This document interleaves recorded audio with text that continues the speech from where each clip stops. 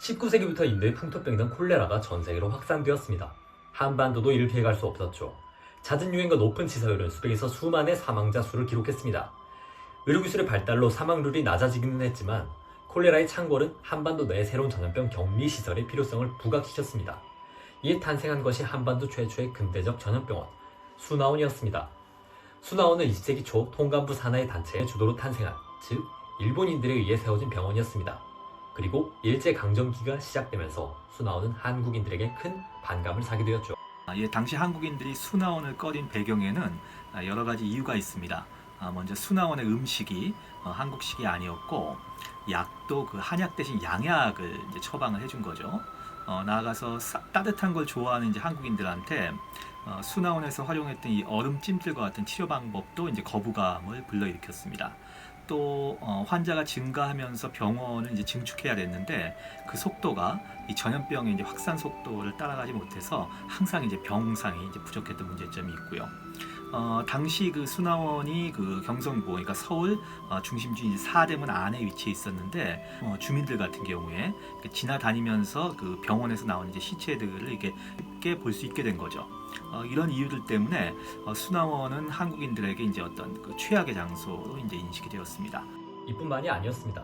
일본은 조선병합 이후 경찰에게 전염병 방역 관련 업무를 모두 맡겼는데요. 이 때문에 방역의 과정이 상당히 억압적으로 진행이 되었습니다. 콜레라 검역은 주로 항구와 기차역에서 이루어졌는데 경찰들은 의심한 자가 발견되면 대변을 채취하기 위해 그 자리에서 그 사람의 바지를 벗겨버렸죠. 거기에 집집마다 돌아다니면서 조금이라도 의심되는 사람이 있으면 무차별적으로 수갑을 채우고 연행에 간다거나 혹은 병에 걸리지 않는 노숙자도 일단 수나원으로 데려가는 일들이 비일비재하게 일어났습니다. 때문에 한국인들은 오히려 환자를 숨기고는 했습니다. 1919년 3.1 만세운동이 일어나면서 한국인들의 반일 감정은 더욱 거세어졌습니다.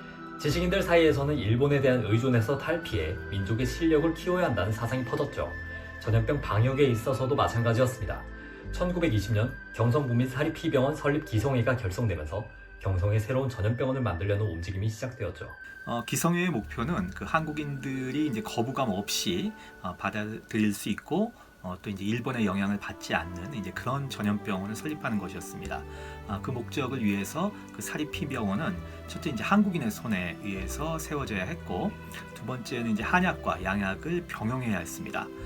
당시 한국인들한테 이제 한약이 더 친숙하기도 했고, 양약의 경우 이제 콜레라와 같은 전염병을 막는데 큰 효과가 없다라고 하는 그런 생각도 있었던 거죠. 그리고 세 번째로는 그 사대문 밖에, 즉 경성의 중심지에서 먼 곳에 위치해서 그 일반 주민들의 염려를 줄여야 했습니다. 하지만 피병원 설립운동은 실질적인 성과를 내지 못한 채 종료되고 말았습니다. 이유는 크게 두 가지가 있었는데요. 먼저 기성회가 물색한 설립 부지 인근 주민들의 반대가 있었지요. 전염병원이 자신들의 거주지 근방에 생긴다면 여러 가지 불편을 야기할 테니까요. 또 하나의 이유는 모금액의 액수가 병원을 세우기에 턱없이 부족한 데 있었습니다. 운동 초기에는 친일 재력가 그리고 반일 감정 충만한 일반 부민들 가릴 것 없이 기부에 참여했는데요. 운동이 진행되면서 부유층은 참여를 포기하고 중류층 이하의 부민들만 기부하다 보니 돈은 모자랄 수밖에 없었죠. 결국 기성회는 전염병원의 설립을 포기하고 모인 기부금을 세브란스 병원에 제공했습니다. 병원을 새로 지을 수 없다면 세브란스 병원에 추가적인 병실이라도 짓고자 한 것이죠. 이렇게 전달된 금액은 경성 부민 전염병실의 신축으로 결실을 맺게 됩니다. 목표 달성에는 실패했지만 이후로도 한동안 경성 부민 전염병실은 전염병 격리병동의 역할을 이어가게 되었죠. 사립피병원 설립운동은 그 3.1운동에서 분출된 그 전민족적인 반일 정서의 연장선상에 있었다라고 하는 점에서 아마 역사적인 의미를 찾을 수 있을 것 같습니다. 운동의 목적은 그 한국인을 위한 전염병원을 한국인이 이제 독자적으로 이제 건설하자라고 하는 것이었고, 궁극적으로는 이제 한국인의 역량 강화가 목표였다라고 하는 점에서 아마 1920년대 전개되었던 실력 양성 운동과 궤를 같이 하고 있다라고 평가할 수 있습니다.